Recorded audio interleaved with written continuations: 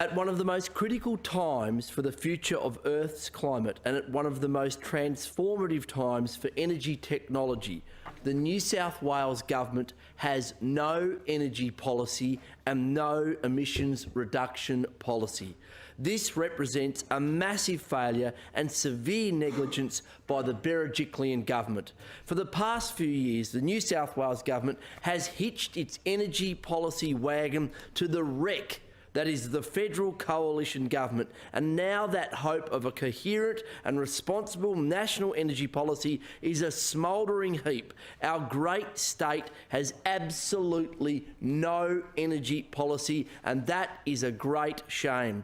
At his final press conference as Prime Minister, Malcolm Turnbull admitted that the Liberals and Nationals are unable to agree on a rational energy or climate policy. He said, and I quote, "The emissions issue and climate policy issues have the same problem within the coalition of bitterly entrenched views that are actually sort of more ideological views than views based, as I say, in engineering and economics." So we now have the incompetents and fools heading the federal government, with new Prime Minister Scott Morrison dismissing the recent intergovernmental panel on climate change report on 1.5 degrees as all that nonsense. The global scientific consensus as all that nonsense, and saying of the IPCC recommendations, and I quote, "We are not held to any of them, and nor are we bound by them."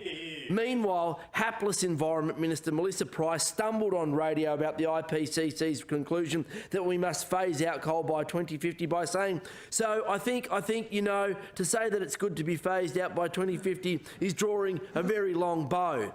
Meanwhile, New South Wales Energy Minister Don Howan is caught up in a fantasy that the NEG is not dead and that somehow COAG will revive it even without the federal government's support.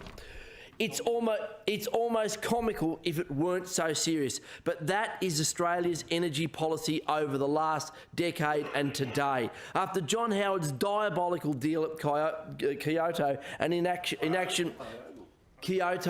inaction domestically, Labor leader Kevin Rudd declared climate change the great moral challenge of our time and drafted up the CPRS. Now, Labor like to have a crack at the Greens, claiming that if we had supported the CPRS, then everything would be merry. But the truth is the CPRS locked in low targets and gave massive amounts of compensation to polluters and failed to support renewable energy. Professor Ross Garnaut told the Senate committee hearing in April 2009 that it was a line ball call whether the CPRS was better than doing nothing. He said, and I quote, "If there were no changes at all, it would be a line ball call whether it was better to push ahead or say, we'll have another crack at it and do a better one when the time is right." Unfortunately, Labor put all its eggs in doing a deal with the Liberals and refused to negotiate changes with the Greens at the time.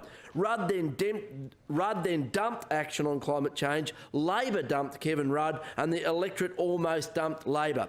Luckily, voters elected the Greens to a balance of power position in both houses in 2010, and we negotiated the carbon price, the $10 billion commercially oriented Clean Energy Finance Corporation, the $3.2 billion Australian Renewable Energy Agency, the renewable energy target, driving billions in investment in clean energy and jobs, and the Climate Change Authority and other initiatives that worked, that drove the economy in the right direction and created a massive industry in this country. The carbon price worked. You never go on about it because you know it worked. Emissions in the electricity sector fell spectacularly by 8.2% over a 2-year period and was in place. Surprise, surprise. Emissions have risen once the carbon price was repealed. You'd think the coalition would appreciate a market-based mechanism using a price signal to efficiently allocate resources, but no. Climate change was crap, and playing politics with climate was a short-term successful political strategy. On the 17th of July 2014, the ill-fated Abbott government repealed the carbon price, and Australia became infamous as the first nation to reverse meaningful action on climate change. Meanwhile, in New South Wales, one of the orders of business from former Liberal Energy Minister Chris Hartcher, remember him, was to front a mining conference and declare New South Wales was a coal state, while Premier O'Farrell declared himself anti-wind energy on 2GB, telling that idiot Ray Hadley on the 16th of August 2011, as I'm told, no new applications have been lodged. Referring to wind energy, we haven't approved any applications, and if I had my way, we wouldn't. The Premier of the state talking about one of the biggest industries in the country. Premier Baird and then Energy Minister Anthony Roberts were more interested in flogging off energy assets than developing a coherent energy and emissions reduction strategy. Unfortunately, Premier Berejiklian has also shown an ignorance and almost total lack of interest in energy and climate policy. When asked at budget estimates about the contribution of coal to climate change and how long she thought New South Wales could continue to mine coal in a world facing catastrophic climate change, she quipped, what, in 100 years or 200 years? I mean, who knows where technology is taking us? Who cares? Says the Premier of the state, absolutely hapless. I will acknowledge that under Minister Harwin, the language and tone has changed. Clearly the Minister recognises where technology and the economy is heading in the energy space and recognises that emissions should be reduced. However, he has no energy policy. He has done nothing. For the past year and a half, the Minister has urged this House to be patient and that COAG would deliver a coherent national energy policy to fill the vacuum. The Finkel review would lead to an emissions intensity scheme, or failing that, a clean energy target, and failing that, the magical national energy guarantee, and failing that, a failing government in one of the most critical areas of public policy. But the irresponsible ideology and entrenched views have now scuttled even the neg. And Barnaby's back. Barnaby's back. Pro-coal Barnaby will be back by the end of the week. The neg is dead, Barnaby's back, and Australia is a farce. But the New South Wales government still thinks it can be revived by COAG, so therefore we do not need a state-based energy policy. We have a policy vacuum. We have a government that is failing New South Wales. We have a government failing the climate. We have a government that is prepared to stand by and watch other states get the lion's share of renewable energy jobs and investment once the federal RET finishes in 2020. The Greens-Labor government of the ACT, under the responsible leadership of Energy Minister Shane Rattenbury, have developed a coherent set of policies that will achieve 100% renewable energy electricity supply by 2020. The power purchase agreements negotiated to fill the renewable energy supply have not only achieved locked-in low electricity prices for ACT consumers, but led to big wind energy projects being built in New South Wales. The Victorian Labor government has developed a state-based RET. Its successful large-scale renewable energy auction attracted 6 times the 650 megawatts put out to tender. The Victorian Energy Minister says it will attract up to $1.3 billion of investment, create 1,250 construction jobs over 2 years and 90 ongoing jobs, mainly in regional Victoria. And I hope the New South Wales Labor opposition, when they're in government next year, does exactly the same thing. Victoria's renewable energy targets of 25% by 2020 and 40% by 2025 gives the sector confidence and incentives to invest in building renewable energy assets in that state. Victoria has also implemented a fair price for solar scheme to ensure that the true benefits of solar are recognised in the price paid to households feeding their clean electricity into the grid. Queensland has the ambition of 50% renewable energy by 2030, and we're seeing big investments in Queensland right now. The recent Climate Council scorecard measuring progress on renewable energy puts New South Wales in the bottom rung of states. The New South Wales does not have a renewable energy target, has no plan to replace it. It's ageing and unreliable power stations. And we'll see how we go this summer. Unreliable, we'll see how Liddell goes this summer.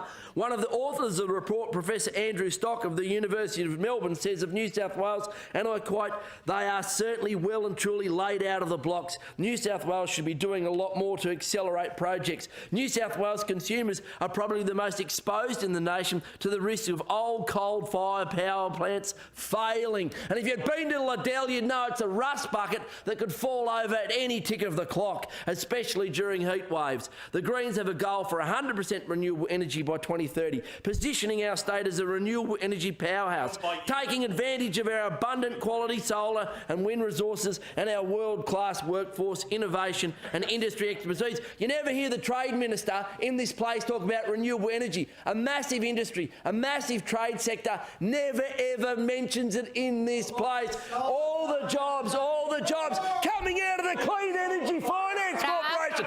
You did none of it. We did it. We drove the economy. We drove the investment. We drove the jobs. We are the only party that is willing to face up to the reality that continuing to mine coal is incompatible with a safe climate, with a policy and mechanism to phase out coal mining over 10 years and a just transition for communities and workers. That's what Muswellbrook wants. That's what Lithgow wants. That's what the Southern Highlands wants. And that's what they'll get out of the Greens, a responsible policy. That's what I hope we'll get. We would ban unconventional gas mining in New South Wales, restrict the expansion of gas infrastructure in New South Wales. The load-based licensing scheme that applies to pollutants from power stations and industry does not currently cover carbon dioxide and methane. We will change that. This scheme, currently under review, could be expanded to ensure industry paid for greenhouse gas emissions, effectively re-establishing a price on carbon in New South Wales. The Greens would guarantee a fair price for solar. We will seek a mandate.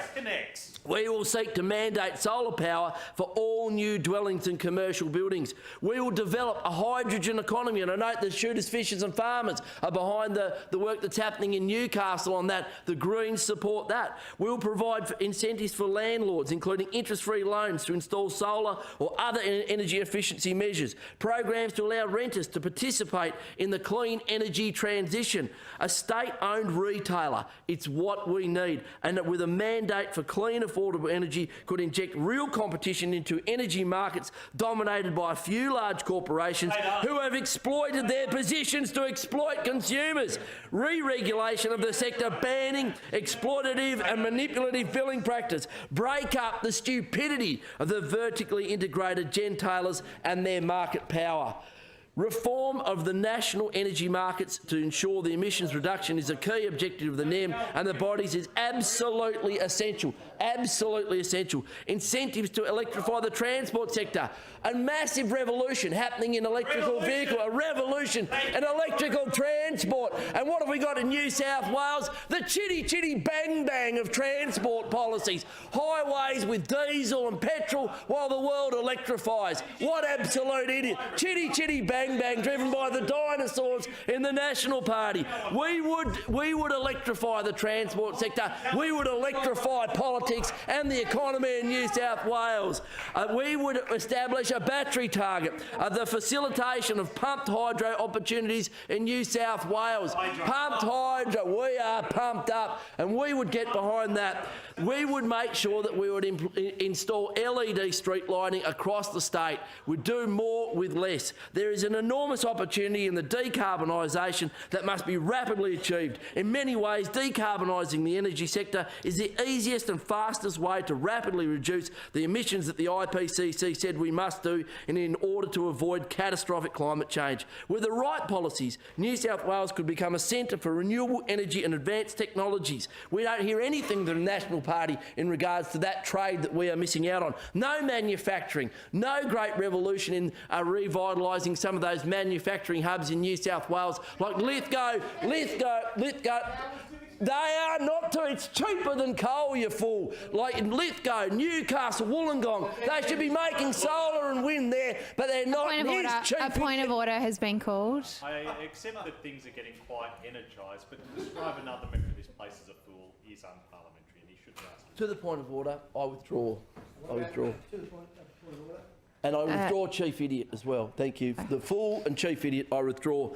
But the current government has no energy policy, and that is idiocy. That is what a fool's mistake. They're totally reliant on a failing federal government stumbling into electoral oblivion as they change their leaders every week, which we all know is a basket case on energy policy. That's just one very important reason that the voters of New South Wales must change the government in March next year. I hope we see a Labor government. I hope we see the Greens in the balance of power. I hope we see real action on climate change and a renewable energy revolution in this state, so New South Wales doesn't miss out, that the investment that we're seeing in Queensland and Victoria happens in this great state of New South Wales. We seize the nettle, act on climate change and drive economic development in the regions, and stop listening to the fossil fuel dinosaurs and the friends of coal. The fools that lead us off a climate cliff and into economic oblivion. I commend the motion to the House.